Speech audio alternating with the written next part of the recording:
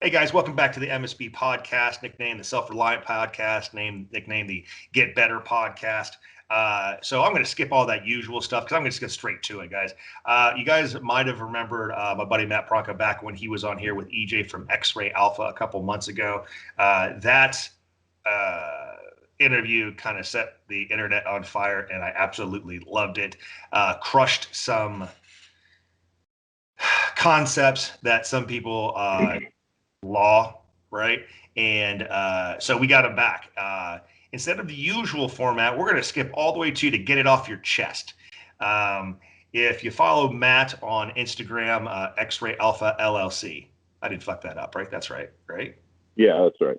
Yeah, X-Ray Alpha LLC.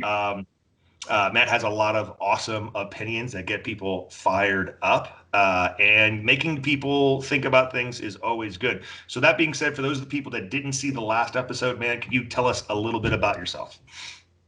Yep. So I'm a former military guy. I retired out of the Army. I spent some time in the Navy. Retired at the beginning of last year now, 2020, and I've been doing some training, and I own a company called X-Ray Alpha. Cool. Shoot a lot of USPSA too. Yep. So the overall thing of that, high level Army and a Grand Master in USPSA, right? Still does some work out there and owns X-Ray Alpha, where he teaches classes based out of North Carolina. So we're going to get straight to the get it off your chest stuff, right? So anybody who is out there, before he's saying, I mean, he's being humble, some things he can't say. That being said, if anybody starts going, well, what's this guy's background? You're wrong. So just relax, listen to what he has to say. It's going to be a good time. This is the part where I say that the statements and opinions of my guests do not necessarily reflect those of my own. They probably do. They probably do. But if we set the world on fire, man, I don't want to be primarily to blame. Or maybe I do. I don't know. It's going to be a good time. All right, Matt. So talk about it, dude. So you've been setting the world on fire on your Instagram, and I know you don't do that on purpose, but you see a lot of things out there as a guy who's working at a very high level in the military. You shoot at a very high level for those purposes, as well as the competitive aspect of being a Grand Master in USPSA. Coming into the industry on the civilian side or whatnot, the LA industry, seeing yourself just kind of like from a person from the outside looking in, man, what are you seeing out there that just kind of makes you go, what the fuck is going on here? What's number one? Like, I think for me, the number one thing, man, is the gimmicks. You know, when you look at a lot of training out there and training that's getting sold, to me, I see it as very gimmicky. Yep. You know, and the gimmick is never shooting well. It's always got to be, everybody's got some kind of shtick that they're selling. You know, whether it's an overly scientific approach to shooting or things like that, or it's it's everything from the injured shooting. You know, guys, I see a lot of training, the tactical training, where you got guys shooting from their back, shooting under cars, and these things that look like they're dominating these courses, which are 0.5% of anything that I've ever experienced in a gunfight. Or some of it is like shit you never would experience, right? But they build entire POIs around this one gimmick. And I see that as, like, you know, if you're doing an entire day of injured shooter drills or things like that, like, to me, I question that as, like, how many of you guys doing this teaching have ever been shot and tried to continue fighting? It's just, and a lot of times that answer is no one has, you know. Just like you see a lot of guys, you know, teaching this vehicle CQB course, you know, and I think is very good. You gotta have that skill, but I don't think that some of the experiences that are put forth in this stuff are factual or realistic. You know, there's just not that many, and a lot of guys are saying that they have this coming from the mill side, and maybe they do. In my experience, and I've kind of ran the gamut of special operations for 20 plus years. And it was few and far between that we went out in unarmored vehicles. Mm. You know, and we sure as hell weren't getting into fights. You know, you get ambushed in an unarmored vehicle, it's not good, you know. So a lot of this, you know, worrying about the fighting from the car and fighting from inside the car outside. I mean, I just don't see that as, I think it's very important on the law enforcement side, and it's very applicable for the law enforcement. But these guys are teaching this from a standpoint of like this military experience. Some guys are, and I know there's former law enforcement guys that are doing it too, and those are the real gimmicky stuff that I would even question, like, where is this coming from? Is this from a position of experience, or is this just some kind of like fantasy role play thing that you made up of situations? Right. And I mean, the training industry is a lot of that, you know, the LARPing, the fantasy role play. And that being said, you're an American, do what you want. You know what I mean? But I kind of agree with you that a lot of it is being sold as, oh no, this is the foundation. You have to have this because this is what's going to happen. And that's less than factual. You know? Yeah. So I don't know. I'm going to ask this question. When I ask it, just popped in my head, right? Would you rather see a civilian do like a vehicle based class, or would you have him go to like an intro to USPSA class? I think from a shooting standpoint, it would be an intro to USPSA. You know, so I had the opportunity to go through, one of my buddies in Ohio went through his department's vehicle course. Mm-hmm. Yep. Went through it as a student just to you kind can of say their name. You can say their name, bro, if you want to. Yeah. So Dustin Mowry, you know, up at Ohio State, and I had a chance to go through his vehicle course, and it was good training. I think it's hugely applicable for law enforcement, obviously, especially on the patrol side. But it for the guys that were going through that training, the overarching theme was their marksmanship wasn't ready to start shooting in that kind of dynamic environment. Ah, okay. You know what I mean? Like, these guys you see a lot of, when you see guys that can't shoot, you know, accurate groups at any distance or in any type of like performance way, or even group at all. Now you're putting them into a scenario where you're not scoring the targets, you're not taping them frequently. And that's kind of what I saw. It's like, we're just running around with guns, just squirting bullets into the burn. Like, you're not holding guys accountable for this. And then it really kind of opened my eyes, because you start to see like, okay, this is where this 13% hit rate for law enforcement engagements comes from, right? And I saw that as like, the training was good, the tactics piece of it was very solid, but there's a huge missing foundation there, where there was very little like marksmanship skill. The ability to shoot and move at speeds, you know, move into a position of cover, you know, and engage a target at 12 or 15 yards effectively.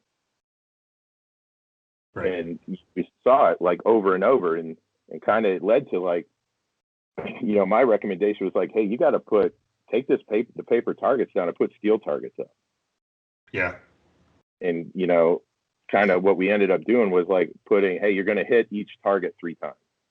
Yep. Before you're going to move to the next position. And you'd be surprised at how many guys were shooting half a magazine to hit an AC zone steel at 11 yards, you know, from behind a vehicle. And I think, Go ahead. I'm sorry. Go ahead. No, I think for a lot of guys, you have to get to where the foundation of shooting and the skill, the fundamentals of marksmanship, and especially marksmanship at speed, that's got to kind of just run in the background. Yeah.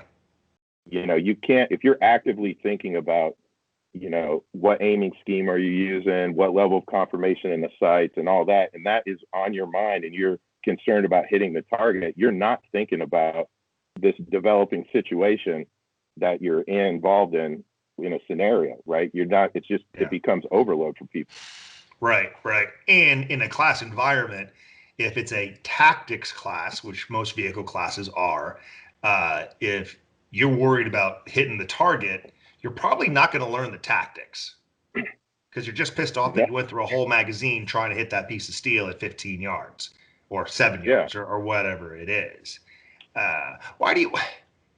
Why do you think that is, right? It's because it's not law enforcement. I mean, I know you've seen in the military, I've seen in the military, and I've seen with civilians, right? Where it's this kit fascination and this uh, uh, nebulous concept of tactics and mindset are more important than the core fundamentals or core competencies of hitting the target.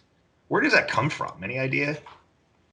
I think I think from in the even the law enforcement world, when you're setting up these courses, right, departments are paying for it, you're trying to get the most bang for their buck, right? And it's kind of assumed that this guy went through basic marksmanship, basic firearms training. He does his qual every year. He's qualified. That standard is good enough. So he has that skill. And then now they want him to have other skills, right, which he needs. So the tactics piece comes into play. But no one's ever really, the one thing I've seen across the board in law enforcement, guys do not like to be measured and they do not like to be racked and stacked against their department or other guys in their team.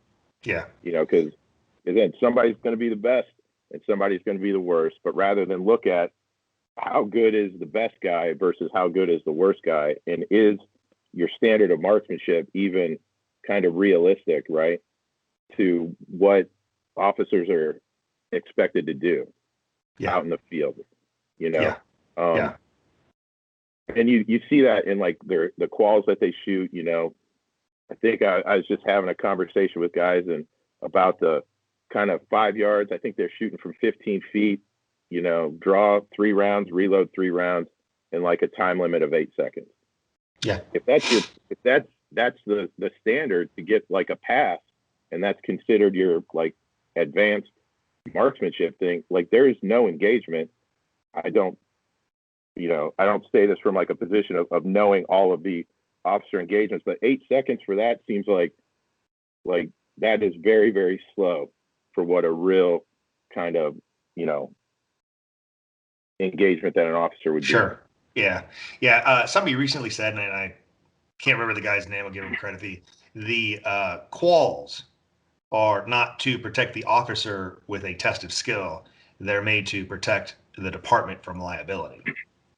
Yeah. Yeah. And that, I've had conversation with plenty of cops to where it seems like departments are more willing to pay a 6 or 7 figure settlement for erroneous shots than they're willing to pay a 5-figure amount for training. Yeah.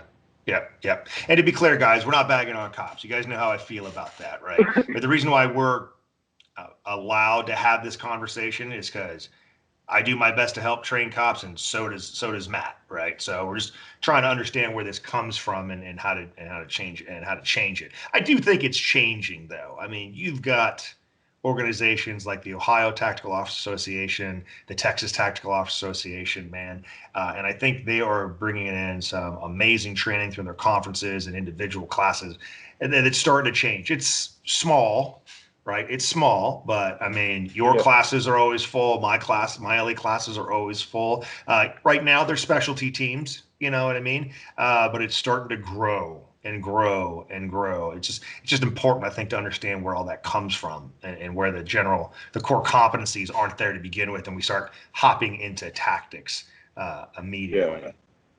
Yeah, and I mean, for me, it's by no means. I hope that doesn't sound like I'm bagging on it. I mean, it's very important to me to give law enforcement guys the best training and try to and that's kind of the thing that I started my company on, was to kind of bring them a very practical way of training and a performance way of training to, one, increase survivability of the individual officers, but also when you give, I believe firmly that you give guys an extreme level of foundational hard skills, right? that's going to make them better at not being so fast to the gun.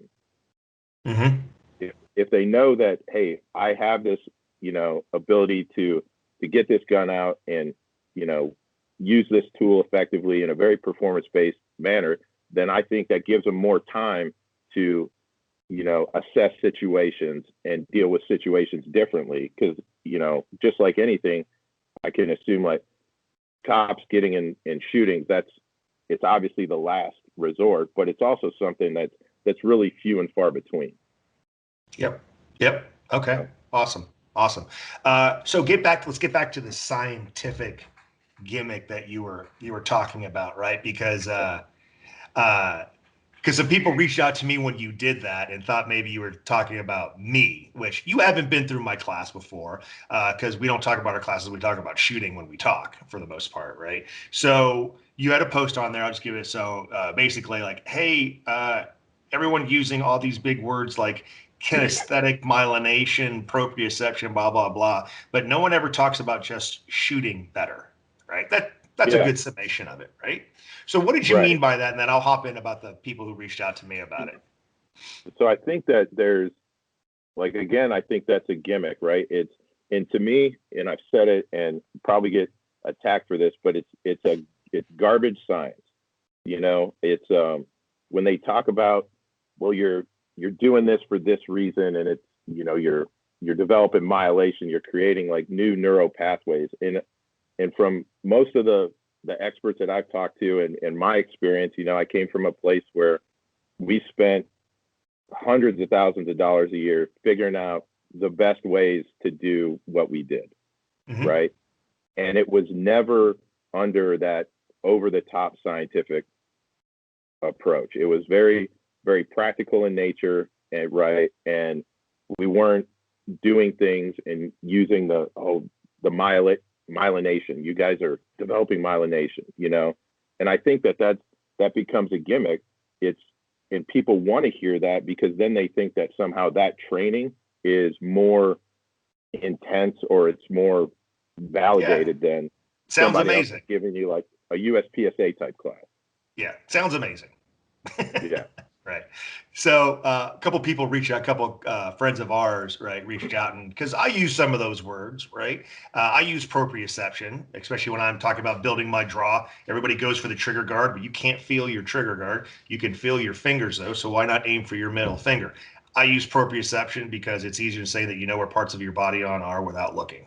Right. So I get it. I think what we were talking about before is a lot of people use those words and they have nothing to do with getting better or explain how to get better. Right. It's easier to touch my finger than touch something I can't feel, like the trigger guard. Right. So that's why I use that term. I'm like, nah, he tagged me in the post. I mean, he's ballsy, but tagging me in the post to come after me would be super ballsy. I wish more people would do that. Right.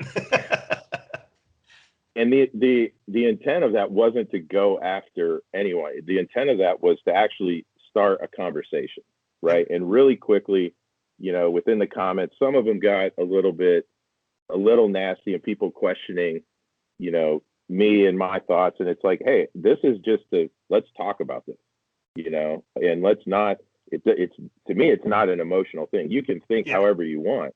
We can go to the range and shoot, and then we can see how it shakes out. Yeah. Yep. But exactly.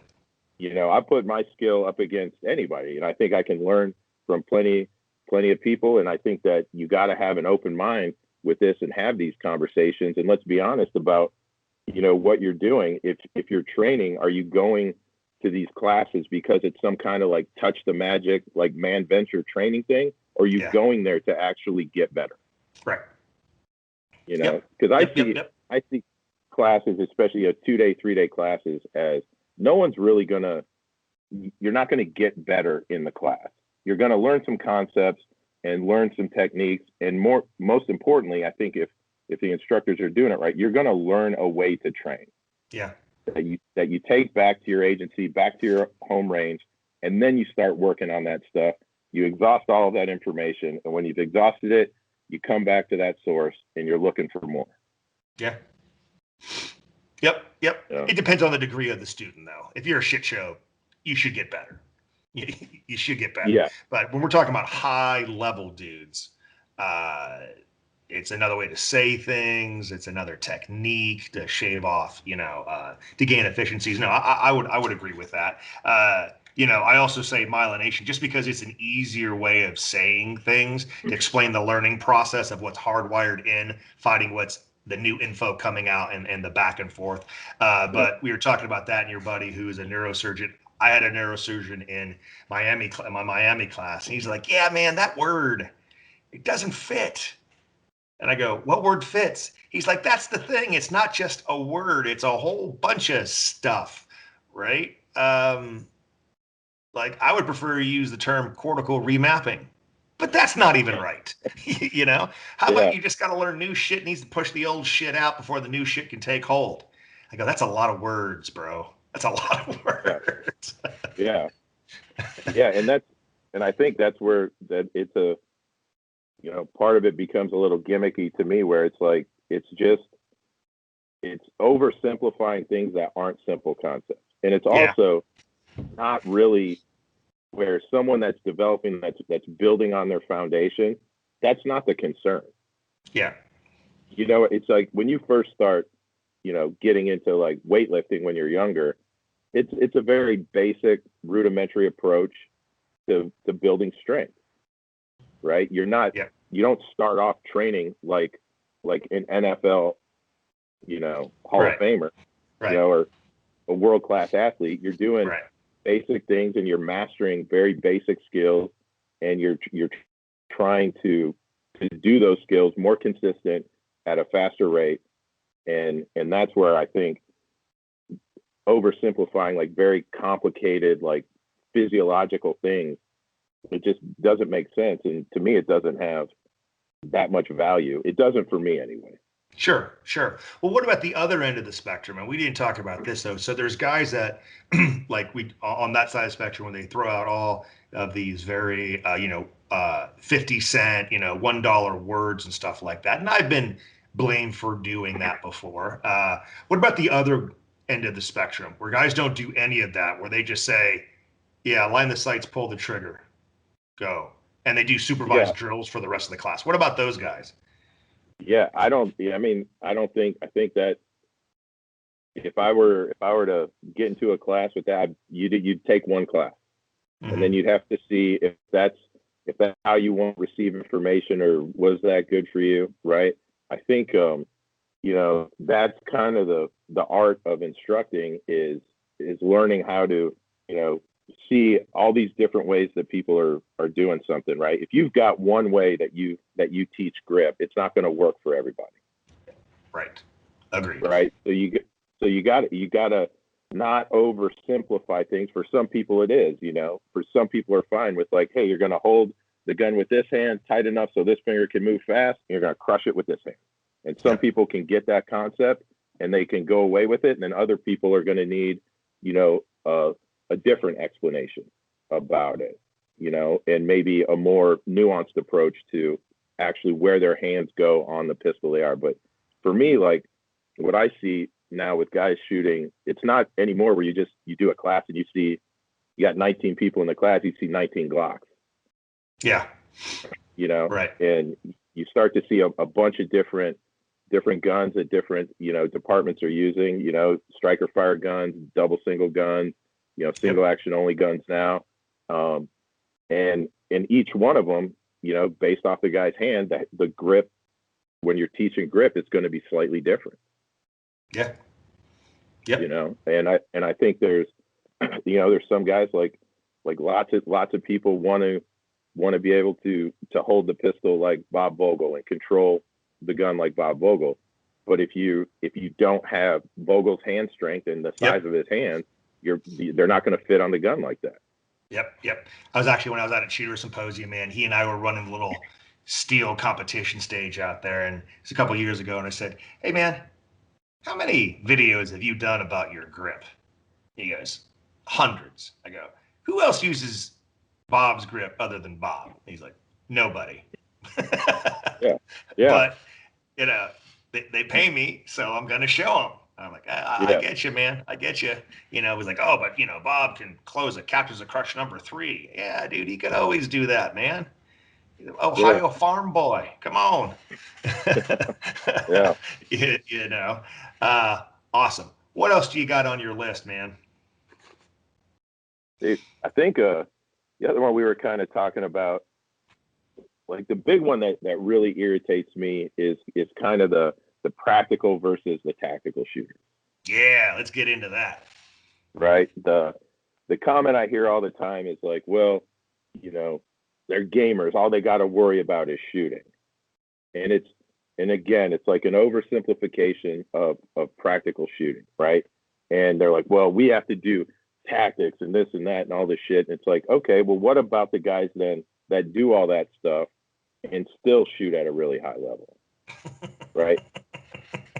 So I see it as like it's an excuse. It's like, well, we're not focusing on the shooting part of it because we've got to do, you know, an admin piece, a tactics piece, a legal piece, and all these different things. You know, whether it's on the military side, it's like, well, you have all of these core skills you have to do, and it's like, I understand that, but now we're not talking about all you have to do is shooting. Now we're talking about work ethic and how much work putting into it.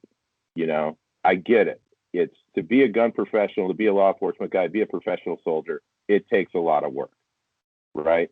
So you can't use that. Well, there's much more that we have to consider. That makes it more important that the foundation, the shooting, just needs to be able to run in the background.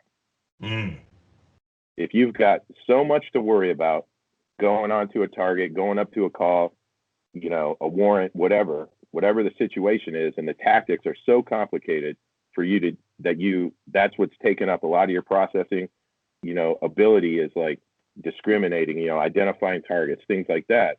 Then the shooting that makes the shooting even more important because that's just got to kind of run in the background. That's epic, dude. That's an amazing way to look at it, man. That's an amazing way to look at it. Yeah. So then we start talking about like, well, let's talk about the work, you know, like how many guys are dry firing, how many guys doing this, because all you hear is rather than like, let's have a conversation about ways to train and solutions, and instead don't give me one more excuse to why you can't. Let's come up with a solution for why you can't. There you go.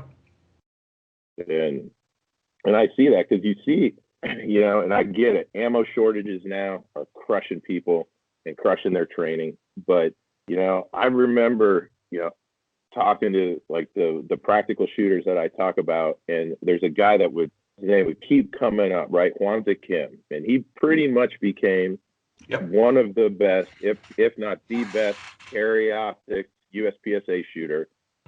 Shoot about 2,000 rounds a year. Yep. And it's like, well, how did he do it? You know, and I think it's how you're practicing, how you're training, and I think like there's probably not a lot of people that are outworking that guy.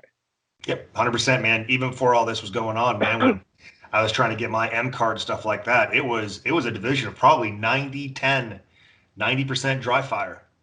You know what I mean? Dry fires for skill acquisition, dry fires for confirmation. There's another guy out there, much like Hwanta Kim's story, is Jay Beal, right? Jay made master in open from concealment, and then hopped over to carry optics, made GM 6 months later, and his first nationals ever took sixth. Sixth. And if you go to his Instagram, right, or you talk to him, right, he's been on the podcast too, right? The guy lives on a farm. He's a goat farmer doing cheese and awesome high-speed shit like that. All you see him do is dry fire. And the dude, I mean, yeah, we can all see, oh, look at the guy splits and yada, yada, yada. Oh, where's the target? But when a dude can do a 0.7 reload from sitting, that's in dry fire. That's some shit. Yeah. That's some shit, man. Yeah. And I'll tell you, and I guarantee you probably when he's doing that, he's not focusing on you know, different scientific ways of what he's doing. He's putting in the work, yep. you know, and figuring out how he needs to get better, right? Yep. He probably, you know, you think of all of the information that Ben's putting out. Yep. You know, you can spend $40, right? And you can get 2 books and you got the codex to shooting better. Yep. You just have to read them and you have to put in the work. And then I think there's, you know, anybody that I train with, like there are plenty of times guys will hit me up with problems or whatever. I'll run outside and make a video of what I think they're doing wrong. This is how I would correct it and send it back to them. Yeah. Like if you're willing to do the work, you know, the information's out there, but it starts to become like it's not that, oh, I can't do this or I don't have ammo. It's you're not being creative with how you're training. I mean, and you look at some of these guys and what they're doing with the resources they have. I mean, and it's amazing. You know, there's one guy I like, never met him, don't really know him, the Black Iron Gunner. Oh yeah, Paul Bellotti, bro. He's awesome, yeah. Man. And I actually like hit him up, you know, sent him a message, and I was like, hey, like, let's talk about this level 3 holster, you know, and I was asking him about SIGs. I was thinking about changing guns. And he was like, yeah, I basically just got kind of bored of training a level 2 holster, and he got a level 3 holster. And, you know, just with dry firing and work and the way that he looks at training, it's like you've got no more excuses now, right? Yep. Now you start seeing what's actually possible with shooting, and it's there's no excuses. Like that 2 second draw from a level 3 holster, that's a thing of the past. Yeah. Oh, 100% is a thing of the past. 100%, man. Yeah. So I love Paul. Incredible work ethic, soaks everything up like a sponge, listens to what you have to say, and then makes up his mind. When he hosted me this past year, and I go, so I mean, he didn't really come to learn anything. Right? He has his way, I have my way. But from a metric standpoint, I mean, he won a black belt patch, hard stop, right? But I said, dude, you're thinking about getting into teaching. What you have to do is like, listen to the way that I say things that may differ from the way you say things and why they're different and blah, blah, blah. And here's the other thing, man. When you're teaching, you can't go 100% all the time, right? You can do a 170 bill. Your students aren't seeing shit when you do a 170 bill. Can you do a 3-second bill on demand and tell them how you're doing it, right? Without slowing down necessarily. And he's like, oh, okay. And then he was like, just try one, dude. Try a 3-second bill between 275 and 3 on the methodology that I showed you how to do. He's like, boom, blah, blah, blah, blah, 281. And he was like, that was the hardest thing I've ever done in my life. Yeah. Right? To be that dimmer instead of that light switch. Now you got to be that dimmer. And being an instructor, you have to throw on that dimmer and explain how you're doing it, right? Yeah. Paul's amazing people, man. He's amazing people. Yeah.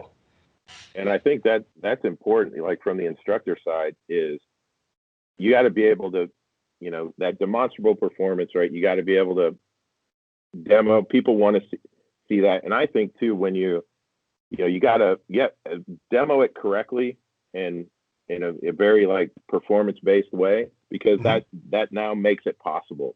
Right. 100%. But you also have to be able to demo things incorrectly. And show them, like you see somebody making a mistake, like this is what you're doing. Yeah. Yep. 100%, man. Yeah, but like you said, that's one of the hard things too. If like I'll do like a draw progression thing, and it's one of the most nerve-wracking things where I'll show, you know, kind of the way that I look at performance at accessible, good, and possible. I'm a big believer in like you're never going to master basics or even really develop your foundation until you figure out where the physical limits of shooting are. Yeah. And if you're not pushing that and you don't spend a lot of your training time up in that, like, you know, blade running kind of, hey, I'm not seeing things fast enough, you know, but you've got to see where that is and then come back down to controlled and then start, you know, building off of that. But so why why do you think it's important to push the boundaries, right? Because we always hear the classic thing, you know, they're still out there of you can never separate speed and accuracy. You know, it goes back to the whole Wyatt Earp speed is fine, but accuracy is final thing, right? Which, and the last one where you said speed is the most important thing in a gunfight, I giggled so much, and that kind of blew up the internet. But I want to kind of go back to that, right? Why is pushing the boundaries in practice important? And if you don't push, why could it actually hurt you in a you know, hypercritical dynamic situation? Whatever I'm trying to say. What do you think? Because if you're not pushing, if you're never going at kind of gunfighting speeds, then when you're not going to have that when you're in a gunfight. Okay, hold on right there. Can you define gunfighting speed for me? Well, I don't think there. So I don't believe there's any one, because each fight is going to be different. Mm-hmm. Right. There's some principles that I think, you know, from a gunfight, you gotta, like, things you don't ever do, right? Especially from the law enforcement side, until you have to do them. Mm-hmm. Right. And kind of the easy answer that is like drawing on a drawn gun. Like, that is probably the worst situation, I would think, for a cop. Yeah. Your gun's not out, the bad guy's gun is out. You've got to make a decision, right? Well, that can come to a point where if you don't do something, then you're going to take rounds. You're probably going to get killed, right? And that's the processing part of it. You figure that out, and it's situation dependent. But I would say that is kind of the fastest speed, that the worst situation I could see you being in. Or a gun is coming out, you see it, now you're already reacting to a gun that's almost pointed at you. That's the speed. And the speed is whatever. I would say that speed is a draw to a first round hit in well under a second, because you're already reacting to like a visual stimulus. So you're already behind. Now you got to figure out how you're going to steal time back. Are you going to steal time back with hand movement, by getting to the gun and getting that gun out faster? Or are you going to steal it by pulling the trigger faster? And to me, that answer is you steal it with hand speed.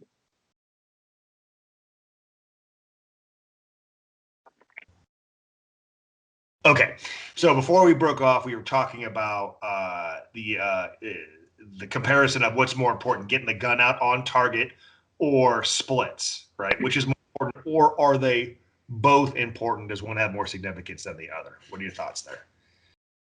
So I think they're both important, but I think getting the gun out and up on target is the most important, right? And I think if you look at, you know, you get that the gun out up on target, right, and you get to whatever level of confirmation that you need based off target distance and difficulty. And if you look at between like kind of a 1-5 split, which I would say that's on the really, really fast end, and a 2-5 split, right, which you don't think that you know, tenth of a second is that big of a deal, but the control that guys have shooting 2-5 and 2-0 splits with train can be remarkable compared to the level of control that most guys will get shooting those, you know, 1-5, 1-7, 1-8 splits. Yeah. Right. Yeah. And that's where I think it's important, you know, but getting that gun out and getting to, you know, the right visual solution, the gun is up, the sights are aligned, or the dot is there, and you have the level of confirmation you need to start making those shots. The control that you can have, you know, by shooting one round every quarter second or one round every 0.2 of a second is going to be significantly more, especially when you start adding whether some movement into it, whether it's offensive or defensive movement. Yeah, because when we start talking about efficient draws, we start talking of increments of a half second to a second, as opposed to 500ths or tenths, is what you're talking about, split. So that's where that's the low hanging fruit right there. So what do you say to the guys out there that do that whole thing of like, well, you don't need that sub-second draw, that's just Instagram bullshit? And like we've talked about before, saying something is Instagram bullshit is like the new It's like the tactical leftist thing of calling everybody a racist when they disagree with you. You know what I mean? Yeah. I get it. There's bad information out there on IG. There's bad information everywhere, right? So stop saying, "Oh, that's just Instagram bullshit," because you're not really saying anything. That's my get it off my chest, brother. What are your thoughts to those guys that say that's just, you don't need that shit? I think that's kind of one of those always never statements, and I hate them. Yeah. You don't need it until you need it, Right. right? And I've had this debate with plenty of people where you talk about, the rifle to pistol transition, because I'm a big believer in your rifle to pistol transition should be as fast as your draw. And if you start to think about why you're transitioning, it probably needs to be faster than your draw. And that's because you're in the shit. Yeah. Yeah, that's very like, CQB intensive, and it's such a niche thing, and it's very unlikely that that's going to happen. But what it does is it demonstrates a level of proficiency with regards to gun handling. Yeah. Awesome. What else did I have off? I had a question. I'll remember it later on. What else you got on your list, brother? I think the other one is doing mindset on the range. Oh, that's right. Yeah. Okay. Mindset. Yeah. What's mindset, bro? I don't know, but you got to have it. Oh my gosh. Yeah. And I think that, for me, I think you train mindset by training like elements of your personality. Right. And I'm a big believer in when you're on the range, you're training hard skills. Right.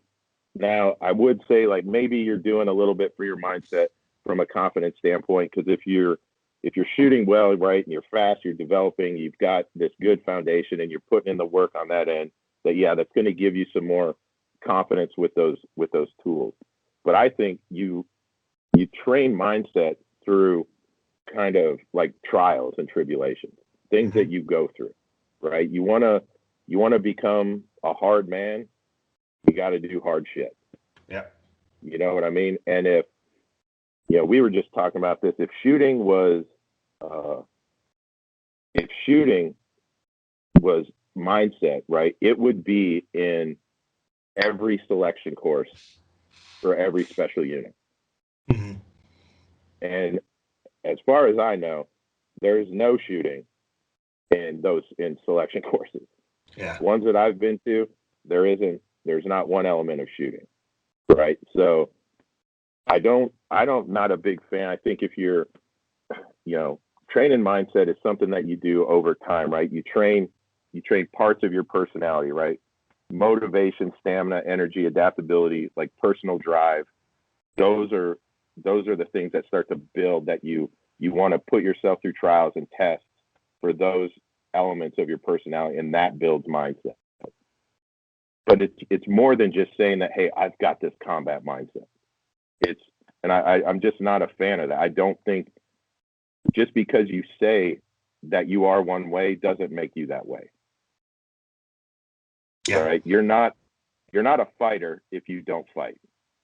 Yeah.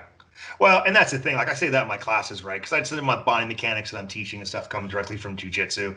And I'll ask, everybody who else does jiu-jitsu, and a couple people raise their hands and the other people just look blankly. And I was like, what are you waiting for? Take your firearms class, take your medical class, but go get choked out.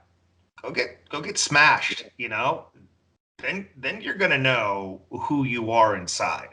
Because when you got my big ass Polish Korean 300-pound ass cross facing you from side control, you're going to find out who you are real quick. Yeah. Real quick. Yeah. And I think it's more important, nowadays with guys coming up, it's just not it's not socially acceptable like it was when we were younger to fight. Yeah. That's kind of, you hear about, like my kids in high school, fights in their schools just don't exist. And when one happens, it's like devastating to the individuals that get into a fight. Like they're usually expelled from that school, going to alternative schools. Like it's just not looked at as something that you do anymore. Right. So, if you're going to kind of portray yourself as this like combat mindset, one, you need to have been in combat, I believe, to have a combat mindset. Yeah. Yeah. I mean, it's literally in the name. So I understand you could have, I understand you want to have a proper like mindset, but for most people, it's like you're not really developing a combat mindset. You're developing like a defense mindset, with like an emphasis on awareness. Mm-hmm. Mm-hmm. Right. I think if you're doing it right, then that's what you're doing, right? But if you're into like developing this, you're saying, hey, I'm this fighter, I'm this gunfighter. Like, you got to go get in fights, man. Like, you can't be can't be a self-proclaimed gunfighter having not been in gunfights. I just don't see that as a thing. You're just saying that you're one way, but you're really not that way. Fair enough. Yeah. What else? What else you seeing out there, brother? That's about it, man. That's some good stuff. I mean, I think most importantly, like, it's not the stuff that I've been posting lately. It's not attacking anybody. It's the intent that I'm trying to do is to have some conversations. Oh, there's one I want to talk about. It's one of the things I posted. Like you see so many people. It's very difficult for guys to have a non-emotional discussion about tactics, and I do not understand that. And kind of for a lot of people, the higher the opinion, the lower the commitment to that. Or when you start, tactics are always, in my opinion, are evolving, right? The same way like fundamentals are, right? If you look at how guys are shooting and training now versus how they were shooting and training back in 2005, it's remarkably different. Yeah. Right. I would say, would you guesstimate, like, let's say from a practical standpoint, top 10 in production division in 2005, where would they rack and stack in 2019 nationals? They probably wouldn't be top 10. Yeah, but then you got it. But then you look at guys like Jay Beal and Hwansik Kim, who were nobody back then, and now they're on the top of the boards. You know what I mean? So that lends to your theory of it, right? How things have changed where you don't have to be in the sport for 10 years before you can make your mark. You just got to have the right training, and the right core competencies down and the right work ethic and technique. So no, you're right. But if those guys back then, would they be at the same place now? It depends. They have to develop, man. I mean, look at the greatest chameleon of all, the great changer, man. Fucking Rob Latham is the great one. Because, dude, one more fake limb and he will be a legal cyborg. Yeah. And he just won single nationals for the 800th time. So talk about a guy who's evolved over time. I mean, remember all the locked elbow stuff he used to say? Now he can't lock his elbows, right? And that's a credit to him that he's learned how to get around that stuff. Yeah. So now I hear you, man. Yeah. I hear you. So I think it goes back to the tactics, like you said, it's evolution, right? If you're tied to a certain way of thinking, right, and from the military side, like tactics are changing faster than like guys that aren't in the military anymore can really keep up with them, right? And if you're not living that life, like kind of you get out, what you were doing, the principles aren't changing, but the tactics are changing. So if you fall in love with something and you're kind of one of those always and never type personalities, right? That's where I think a lot of this emotion comes in. And you see a ton of it when you start talking about CQB for whatever reason. And from my experience, 99% of the dudes that are going crazy about that have never been in CQB gunfights. I get it. You went to the school, you went to Sephardic, right? And you're a big range 37 wizard, but at anything, you haven't been in gunfights lately. So why are you so in love with this way of doing business and you're not willing to kind of change the way you think and understand that everything is changing. Yeah, yeah. I have a theory on that. Not on the CQB piece about the learning piece and stuff like that, right? Because I try not to say right or wrong in my classes, right? That always goes that always and never type thing. I try to say efficient and inefficient, right? Yep. A good example that I use in my classes, like, if you're a basketball fan, you remember the great centers of old, right? Chamberlain, Russell, and let's say Kareem, right?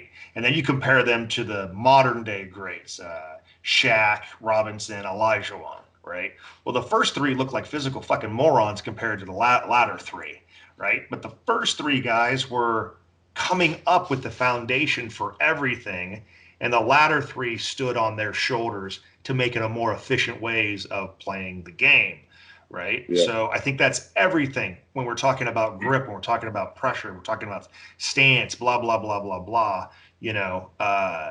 so I tell guys, like, when you go back to your apartment, don't say what we've been doing is wrong and that we're shit shows, because they're just going to cut off.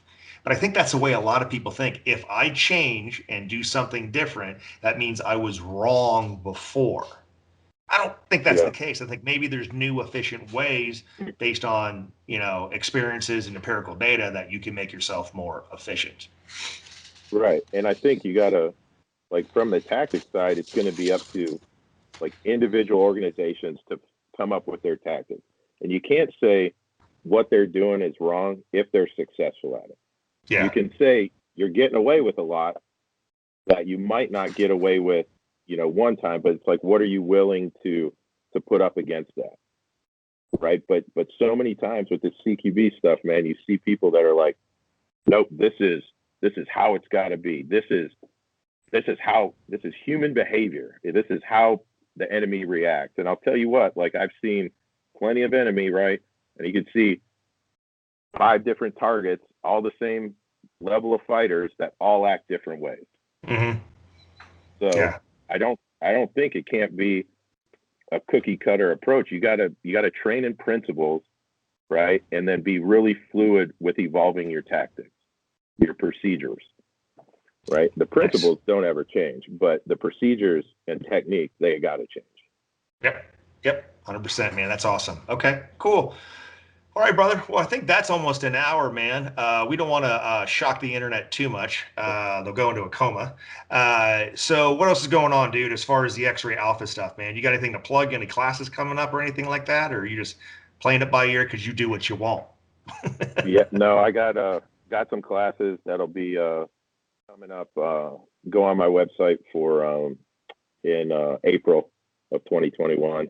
Okay. So look out for those. I mean, it's going to be law enforcement. I got an open enrollment going at Vortex Training Center up there. Oh, nice. 3-day okay. 3-day carbine pistol, and that'll be at the end of April 2021. So nice. Who's your hookup over there? Who's your hookup over there? Adrian? No, Pete. Oh, Pete. Yeah. So Adrian and Pete. Oh, that's right. Pete came to your class with the OTOA guys. Yeah. I love Pete, even though he has unusually large feet. Love you, Pete. No, you're gonna dig that facility, man. It's awesome, man. I think, did they just finish their shoot house? They may have. Yeah. I'm interested to go up there. This will be the first time I go up, and I'm not bringing my trailer, so I'm just gonna fall in on their kind of targets and stuff like that. They got everything. They got everything. Fine. They have their own. They're having their own company USPSA matches every month now, so they got everything. Oh, that's awesome. Yeah. The only thing I think you can't do is shoot steel in there, but I'm not sure about that. I can't remember. Yeah, that's what he said, because it's an indoor range. Yeah. Covered. Yeah. Yep, exactly. Yeah, but you'll dig it, man. Awesome, man. Well, good stuff. Am I going to see you at OTOA? When is OTOA? It's April. June. June. I don't know. Yeah, I gotta look. Hold on. If it's in June. I'll tell you right now. OTOA. Yeah, it's in June. Yeah, 7th through the 11th or something like that. Yep. Yeah, I probably won't be there. That sucks. Who do I need to talk to about that? I'm just kidding. I don't want to talk to that guy. I don't want to talk to that guy. Anyway, so awesome. Hey, brother, I appreciate you doing that, man. It's always good to hear from a good perspective from a person that's done a lot. That is a high level of skill. And always enjoy talking to you, man. Always enjoy watching what you put up there on the internets, right? As far as me, guys, hey, man, love to train with you. The schedule just went up, teaching 85 classes, even mix between open enrollment and LE. So again, if you think I'm not coming to your area, it's because you're not working hard enough. If I'm not coming to your area, stop whining about it on the internet. Email my wife, Beverly@modernsamuraiproject.com, and host me. It's not that hard. But that being said, man, appreciate you guys listening. More important than anything else, be good, stay safe, get more training.